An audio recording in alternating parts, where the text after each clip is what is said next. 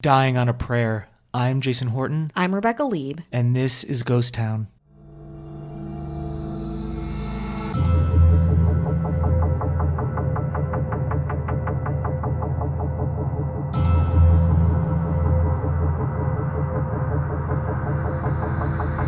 Tonight, there's another twist in the bizarre story of a woman who was killed in Grandview in connection to an alleged religious sect. Haley Harrison tells us a local church is now identifying the victim's husband as the leader of that group. Haley?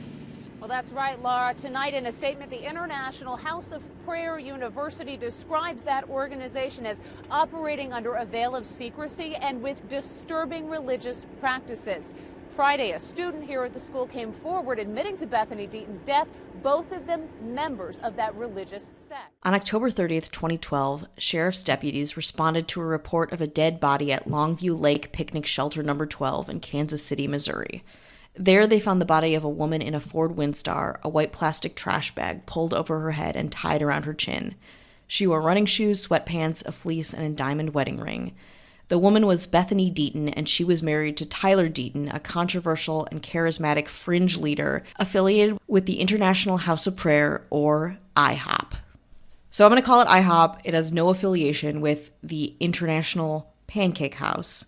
IHOP, I found out about it. I knew about it a little bit earlier, like a couple years ago, when I think there was some amendments and some new information came out, which we'll talk about later. But my boyfriend went to an IHOP convention as a teenager.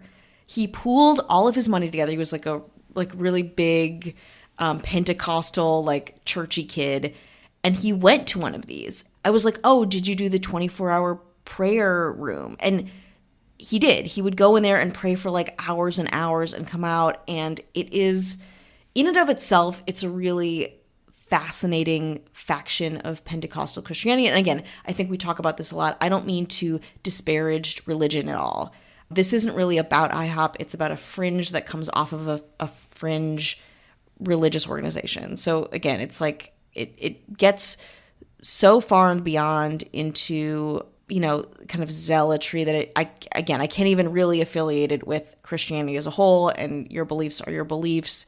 But it kind of sets the tone for these offshoots to happen. And get your mind off pancakes right away. Right away. I'm having difficulty doing blueberry that. Blueberry syrup? I don't think so. Not in this story. Again, to be clear, I think it's fascinating. My boyfriend has firsthand experience of it, and it's something that's so far and beyond my own experience. So let's start with the founder of IHOP. Not pancakes. At 15, a man named Mike Bickle, of course, became an evangelical Christian when his football coach paid for him to attend a Fellowship of Christian Athletes student conference in Colorado. After listening to Dallas Cowboys quarterback Roger Staubach, hope I'm saying that right, talk about his personal relationship with Jesus, Bickle decided he would be an evangelical Christian for life. Fast forward 10 years later, after jumping around several St. Louis area evangelical churches as a pastor, Bickle moved to Kansas City to start the Kansas City Fellowship and then pastored a group called the Kansas City Prophets, which was kind of an intense subgroup of Pentecostals. This group, which now Bickle denies was ever a formal group, put a lot of weight in prophecies, encounters with God, hearing the voice of God, kind of making real this idea that God is speaking to you at any given time, at all times, can voice decrees, can give you commands. In fact, Bickle had been known to have several encounters with God, including hearing the audible voice of God and being taken to heaven twice. Bickle says himself, God instructed him to, quote, establish 24-hour prayer in the spirit of the Tabernacle of David. The tabernacle was a tent erected by King David to house the Ark of the Covenant after the conquest of Jerusalem. It was a dwelling place for God and was in the Bible like this place of ecstatic worship. So Bickle wanted to recreate that in modern times, 2010 at this point, or a little bit earlier actually, to make that a reality. So in 1999, Bickle stopped working for his megachurch that he was the pastor of, called the Metro Christian Fellowship. It had over 3,000 members. He then started the International House of Prayer, IHOP, or, to be clear, IHOPKC, with only 20 followers. IHOP is, again, very intense to say the least. This is where Bickle got to live his dream by instating his 24-hour prayer room, a storefront next to the Higher Grounds Cafe and the Forerunner bookstore in South Kansas City. The room is like the closest thing from what I've read to like a religious drug. It is a room that when you go in, people are singing, they're praying, there's live music. It's never empty. 24 hours a day, 7 days a week. People are in there. They're screaming. They're buzzing with euphoria. They're chanting the same phrases over and over. It is mayhem. And on top of all this, there's a live broadcast from it onto something called God TV, which again, documented all of this, projected it to, if you wanted to be there remotely, you could. This epicenter of this, like, insane, concentrated worship. The staff and students were required to spend at least 25 hours a week in the prayer room, and they also engaged in weekly fasts of a day or more. The focused worship, Bickle says, affects real-world events by weakening the demons and strengthening the angels that swirl among us. And this is really the culture of IHOP. It's a battlefield, and IHOPers are battling evil and bringing Christ back to earth. Bickle claims that he visited heaven one night at 2:16 a.m. and the Lord changed him with preparing for an end times ministry and seating him in a golden chariot that lifted him off into heaven. At IHOP, prophetic experiences are part of the culture, and the clash between the mortal and divine and bad and good, like, always happening. So that is the culture. Then we get Tyler Deaton. On July 20th, 2007, Deaton says that God commanded him to form a worship group while he was standing outside of Barnes & Noble waiting for the midnight release of Harry Potter and the Deathly Hallows. Deaton was raised in Corpus Christi, Texas, a very devout Presbyterian community. He was a champion debater who willfully practiced magic in junior high, according to a college friend. He was also always sure his opinions were completely 100% right, especially when it comes to religion and philosophy. The caption that was on his senior portrait from his high school said, quote, "Be intolerant because some things are just stupid." So that's his MO to begin with as a young college student. As a junior at Southwestern University, he was again fully committed to Christ. Deaton was like really handsome, kind of boyish. He kind of looks like, who's in Twilight, the wolf? The guy who plays the werewolf in Twilight. Actually, I was just looking him up to see what he was up to lately. I forget his name, though. If you're listening, you will know it. He looks a lot like that guy. But he was also, according to others, very effeminate. Deaton, almost as much as he loved God, he loved fantasy. He loved Chronicles of Narnia, he loved The Lord of the Rings, but he particularly loved the Harry Potter series, which he called the greatest story ever written. Next to the Bible? Okay. You can see how, like, the dichotomies of good and evil, all of that IHOP stuff really was already in this guy's DNA. Deaton was also gay, or in Christian speak, stricken with homosexual impulses that vexed his faith. I just know that sociologically there's a connection between this power-obsessed, dark magician, evil dictator thing and altered sexuality, Deaton told his friends. He was determined to overcome these, quote, evil urges with the help, of course, of Christ. In the summer of 2007, Deaton traveled to Pakistan as a missionary, where he had a number of supernatural experiences. He saw a boy with one leg miraculously acquiring another leg. During a visit to a children's home, he heard the words, "The leader of this place is committing sexual sin with young boys." Deaton informed the trip's leaders and learned that 2 boys had been caught performing sexual acts with one another. They and the home's leader were removed. An obsession with homosexuality and discovering homosexual acts, as you might imagine, were at the top of Deaton's oppressed priority list. So back in line at the Barnes & Noble, God told Deaton, what you did in Pakistan, you're going to do at Southwestern. The names of 3 friends erupted from Deaton's mouth: June, Justin, and Bethany Lideline. In Deaton's vision, their collective worship would shift the spiritual atmosphere on campus and create a religious revolution. Like Deaton, June, Justin, and Bethany were also incredibly devout Christians and incredibly devout Harry Potter fans. The group began comparing themselves to the 4 children in the Chronicles of Narnia as well, 4 siblings entering a new world through a wardrobe and combating evil forces.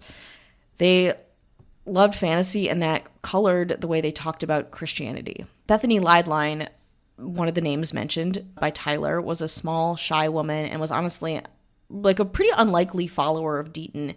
At least that's what everyone in her childhood and high school would say. She graduated valedictorian for class, and she'd read every Charles Dickens novel but one by the time she was 13. I couldn't find which one she didn't read, but I don't know, as a completionist, that bothers me. She was also a talented writer herself. She was the pride of Southwestern's Writing Center. She started keeping a blog at the end of 2003 and produced almost 200 pages of pretty perceptive confessional content. According to Rolling Stone, Bethany wrote in her blog, "Oh, liberal arts, it's training me to be a splendid gentleman farmer." One evening, she stayed in the writing center after everyone else left, trying to cup the moment in my hands. I must often consciously uncrease my forehead, unfurrow my eyebrows, and walk a bit more slowly, remembering that tomorrow will take care of itself. So she was this young writer who also had this very romantic bend to her. She imagined herself as a novelist and a professor at a small university, living in a cottage in the woods. She really wanted to be married, too. According to Rolling Stone, she had been praying for her husband since she was a teenager. She had written him letters before they even met. She found herself fiercely attracted to Deaton and was convinced that God wanted them to be married. She was aware of his struggles with homosexuality, but believed that God would use her to heal his heart. Difficult, complicated. In December 2007, at an urging of a cousin, Tyler Deaton attended an IHOP conference in Kansas City. This changed everything. He wrote to his workshop group after, and again, this is the small prayer group that he had a vision about. He said, "Friends, I kid you not when I say that I feel God has transformed me more in this short period of time than I have ever so far in my life. I have one word attached to one phrase that God has violently poured into my heart. It is echoing in the heavens right this instant, and I mean that literally. That word, that phrase is revival through prayer and worship. Friends, I freaking cannot wait to tell you in person." Within the month, everyone in the group had become a hardcore IHOPper. Deaton also became even more their leader. He told his worship group that he had been divinely ordered to train God's final army, and realized that he had an authority to call down God's judgment upon those who opposed him. Before Deaton's trip to Kansas City, Bethany hit it off with a fellow English student whose name was Micah Moore that she brought into the group. Earlier in the semester, Moore had dropped acid, and then the trip had made him question the nature of everything, and the idea of good and evil was not a stranger to his mentality. It made him super questioning and curious and honestly suggestible to the tenets of IHOP and Tyler. Quote, Moore put his faith in Deaton completely. He had a special gift, Moore would say. When Deaton laid his hands on him, Moore felt a special grace. Others joined similarly, sensing a quality of leadership in Deaton that they needed, and more importantly, no one really challenged him. He could kind of say and do whatever he wanted. Nearly everyone in the group, according to former members, believed that he was the end times apostle. By spring of 2008, when the group had grown to about 20, it was assumed that Deaton heard God all the time and was the key to everybody's salvation. But also, God spoke to Deaton a ton, and with things that were like really small, almost like micromanaging. Once, when they were eating at a Panda Express, Deaton sensed a soul-endangering spot of darkness on their side of the restaurant, and so they switched tables. By the end of fall 2008, Deaton was beginning his final semester, and everyone was having visions and prophecies just like him. There's also this idea in IHOP of having sex with God, kind of like Catholicism ingesting the body of Christ. It's the idea that Christ is the bridegroom and the worshiper is the bride. And it feels, when I've read about it, like very kind of sexual, but again, sexual in that amorphous way. At Southwestern, Deaton used the same rhetoric very intensely. For most, the worship experience was, like spiritual and intense in that way, but not really like sexual or sensual. Deaton, though, was really into the bridegroom stuff and pressed people to enter a prayerful state and cuddle with Jesus. His words, not mine. But anything beyond holding hands with real people was not cool, at least outwardly. Marriage prophecies determined dating partners. And again, this is Deaton's marriage prophecies. According to members, these prophecies were discouraged by IHOP, but they cropped up all the time, not only in Deaton, but also with everyone all the time. Everyone was having prophecies all of the time. The recipient of a marriage prophecy would typically conceal it from the object while sharing it with Deaton and several others, and they would all pray on it. Deaton seldom matched people romantically interested in one another. It was more often that he would say, God told me that you two are destined for marriage, to people that were totally unsuited, unattracted to each other. It was like a strange puppeteering and manipulation that he had. At this point, he involved himself in nearly every relationship in the group, arrangements and breakups. He might find two people he'd matched spiritually unready and then just break them up. Quote, "You are idolizing your future spouse and putting him before God," he might say. Sometimes people were ordered to avoid one another completely. Flirting might be punished by a ban on all contact with the opposite sex for a week or more. Bethany had one of the first marriage prophecies about her, and Deaton, of course, he was not happy about it. "It'll never happen," he told a friend, although he was unwilling to denounce it outright.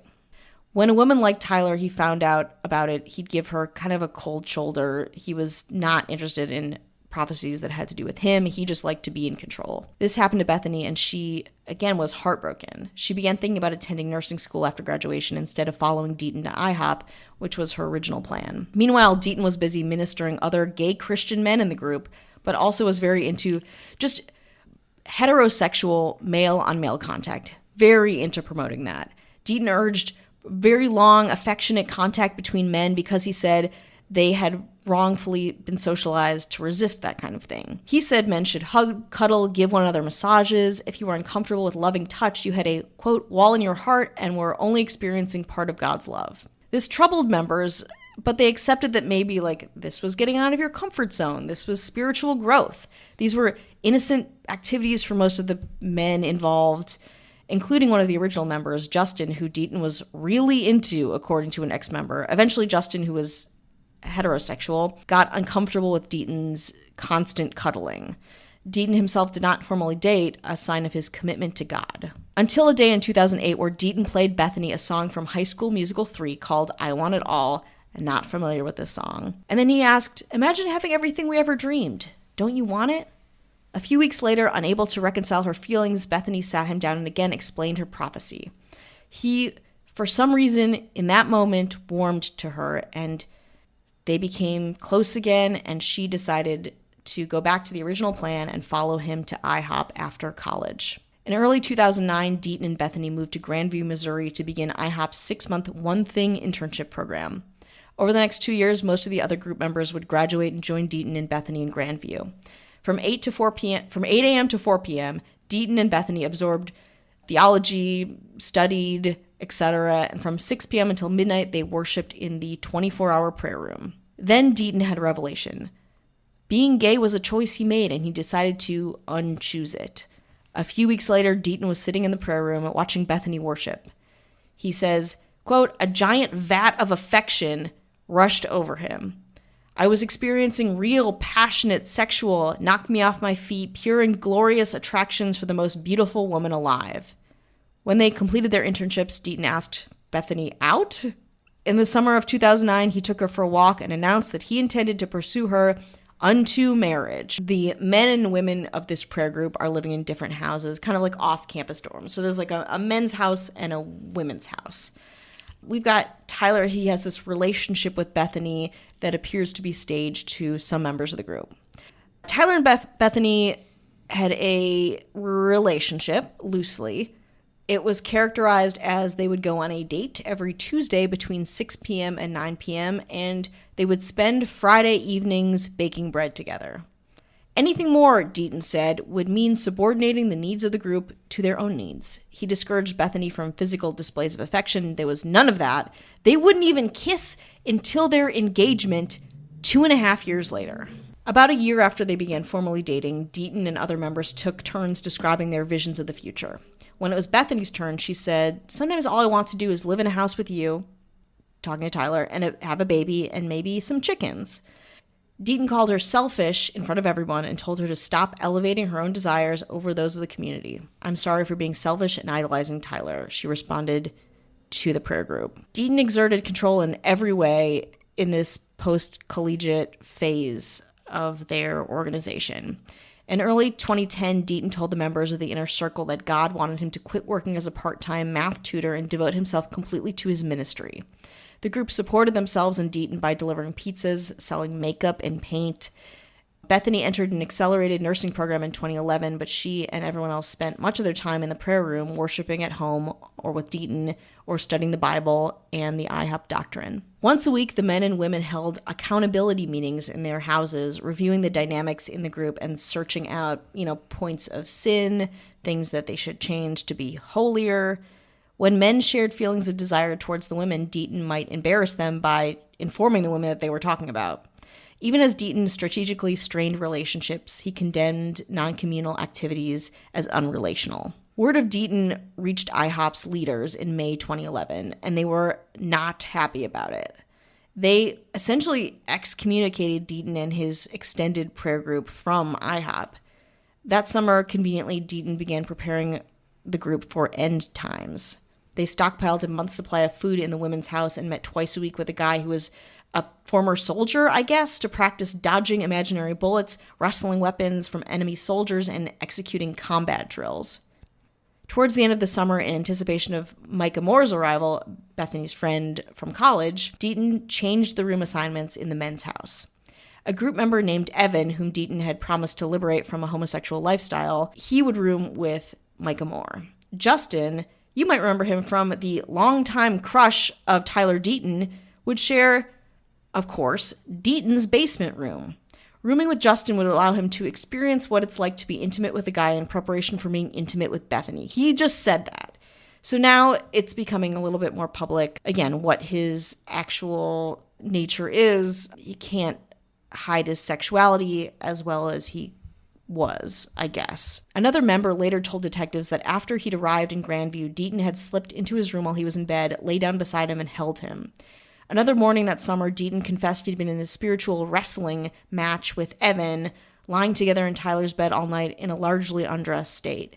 That resulted in, quote, massive healing for Evan and a massive breakthrough in his masculinity. Deaton's relationship with Bethany was pretty much the same, 3-hour school night date and baking bread on Fridays. A year later, Micah Moore moved into the men's house in Grandview, and things got truly crazy. Deaton wholly rejected IHOP as the umbrella religious organization of the group, cast aside any and all literature around them, and what came next was a series of bizarre punishments and psychological mind games, what Deaton called behavior modification. Bethany and Tyler were married on August 2012. During the procession, Deaton sang, "Come to me, my beloved."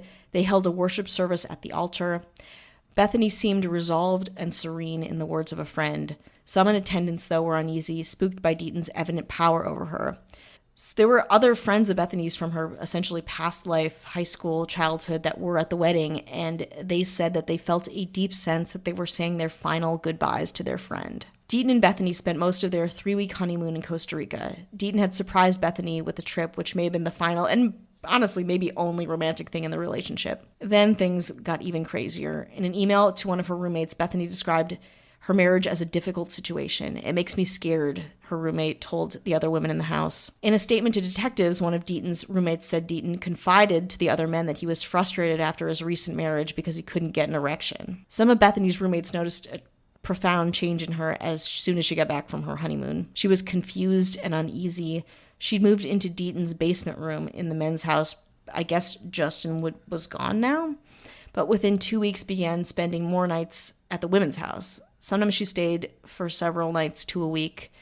"I just need space," she'd say, or "I just feel too controlled." According to the group, Bethany was exhibiting inappropriate resistance to her new husband. During this time, according to statements from Deaton's roommates, he was pursuing sexual relationships with 3 of the men in the group. Moore recently told someone close to him that he too had been sexually involved with Deaton. On October 30th, 2012, at 9:40 p.m., sheriff's deputies found Bethany's body in that tan Ford Windstar van in the parking lot. A white plastic trash bag had been pulled over her head, under her chin. There was a suicide note on the center console of her car and 200-count bottles of acetaminophen PM, one unopened, the other empty. A photo ID for Bethany RN Menorah Medical Center lay on the floorboard. There were some IHOP CDs also on the seat. Bethany Deaton was 27 and had recently completed her nursing degree. Her supervisor would later describe her as an excellent, empathetic nurse. A week later, Micah Moore confessed to killing Bethany on Tyler's orders. This,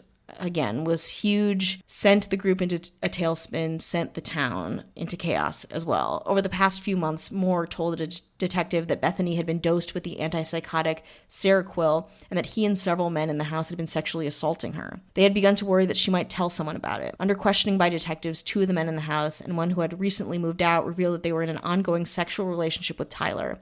At least one of these relationships was, quote, long-term. A fourth said that Tyler had groomed him to be part of his sexual group.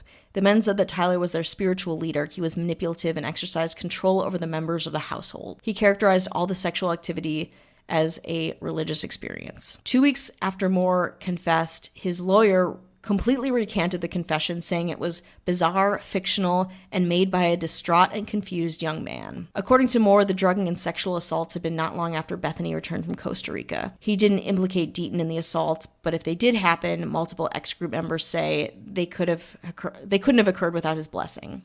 By then, Deaton could say anything and it was holy and it would happen. Certain details in the confession suggest that men may have understood that the assaults were religious acts, went alongside it. Some people even say it was recorded on an iPad and written about extensively within the group.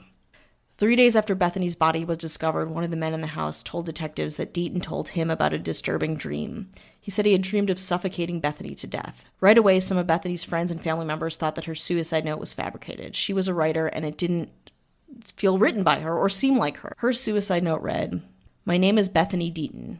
I chose this evil thing. I did it because I wouldn't be a real person, and what is the point of living if it is too late for that? I wish I had chosen differently a long time ago. I knew it all and refused to listen. Maybe Jesus will still save me." Within weeks of Moore's original confession, the group disintegrated. The men and women left their houses, went home to their families, and Bethany's family held a memorial service for her. Tyler spoke because, of course, he did. He went up to the pulpit at the service and said this: "As some of you know already, I'm a man who is in love with ideas, with crazy paradigms." He laughed. "And when they brought me Bethany's body, at first I cried, but then I laughed because I said to her, 'Bethany, if you could see you, you would not like the way you look right now.' And last night we had worship time together very briefly as a group, and it was wonderful, and it just showed me the Lord's supremacy over the wretched thing that is death," he said. And I thought to myself, what a crazy paradigm. And then I thought Bethany would have loved my paradigm because she loved me and she was so fiercely supportive and believed me hundreds of times when I thought I was crazy or heretical. He paused again for a very long time. Then he said, "Bethany loved to spend time in the water. She loved small animals like birds and squirrels." Then he just sat down. In February 2013, Deaton successfully applied to teach a pre-calculus at a high school south of Dallas. He apparently threw himself into that job and all the kids liked him. But then, of course, students of his Googled him and learned about all of the events at Grandview. He was placed on leave. As of 2015, 2016, he is living in Corpus Christi with his family and in therapy to work out what he refers to as control issues. The case against Micah Moore was dismissed on October 2014, and new evidence suggests overwhelmingly that Bethany Deaton may have actually committed suicide. Moore's initial confession was made not to a detective, but to leaders of IHOP that was then filtered to the authorities. Micah Moore said something to statements that were kind of false or contradicted evidence. For example, Moore provided a single detail from the alleged crime scene, and that detail was inaccurate. Bethany Deaton's body was found in a van in a county park. Moore claimed that he had drugged Bethany with Seroquel, but no Seroquel was found in her system. Moore claimed that he and his roommates sexually assaulted Bethany, but the medical examiner found no evidence of sexual assault, and there's no evidence of it on Moore's iPad or like any recordings like he had claimed. Detectives interviewed Moore's roommates and found no reason to suspect them. A counselor Bethany was seeing observed nothing to indicate that she'd been sexually assaulted, and Bethany's journal and emails suggest that she was a virgin when she died. No one was ever charged with this case. It is all alleged.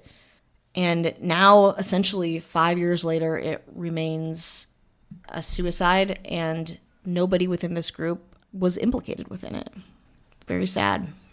I mean, anyone who's listening and, hearing this as you're telling it can see it other than being a sex cult. If you boil it down and for what we know, and you combine this person who's like, I'll literally do anything not to be homosexual. I mean, it seems like one person's interest in just not being homosexual and all the people that are involved in the things that you use, and maybe that interest, that general interest in Harry Potter or good versus evil, where, you watch these movies and what makes them so compelling, or even something like Star Wars, it's so powerful that you feel like, how could I have this feeling in my world? And I think with things like religion or mysticism or whatever you want to call it, you can have that. You can have these imaginary battles, and you can have these prophecies, which just sounded like, if I want something, I just call it a prophecy. Yeah. And it kind of reminds me, we spent a lot of time with the Nexium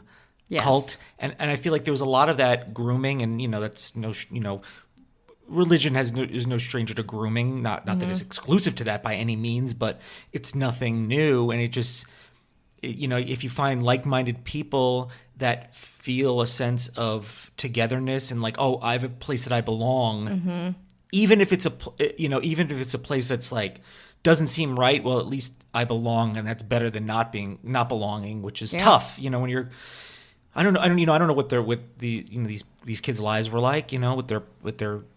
I mean, maybe their parents were totally cool, or maybe they weren't cool, and they're confused, and if it's religion, well, that's great. Then go forth and such. But it really sounds like one dude's way of being like, I do not want to deal with my homosexuality, but I do want to embrace it. So here's what I'm going to do to make sense of it. Yeah, like here's my issue. Now it's everyone's issue because I'm your leader. And I mean, again, I'm sure, it's like you're a young college student, really spiritual and religious, and this person is confident and they have this answer for you, and it's fun and it's and even like, again, my boyfriend speaking about this, he's like, he's not religious now, but the overwhelming sense of community around it. And it's like, what do you do without this community? Who are you without this system around you making you, quote unquote, a better person or defining who you are?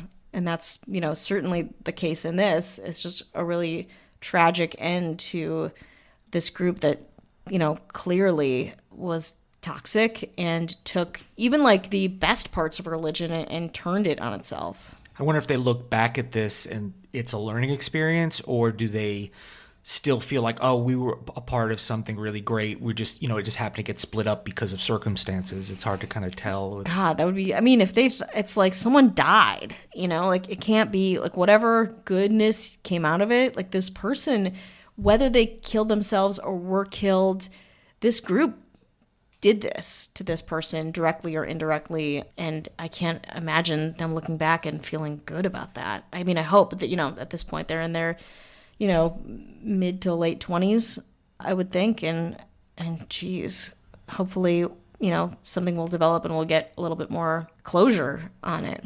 I just hope they can walk into a Panda Express and just sit where they want to without feeling that it's dangerous or there's a good side, or there's no bad side to Panda Express is what I'm saying. Amen.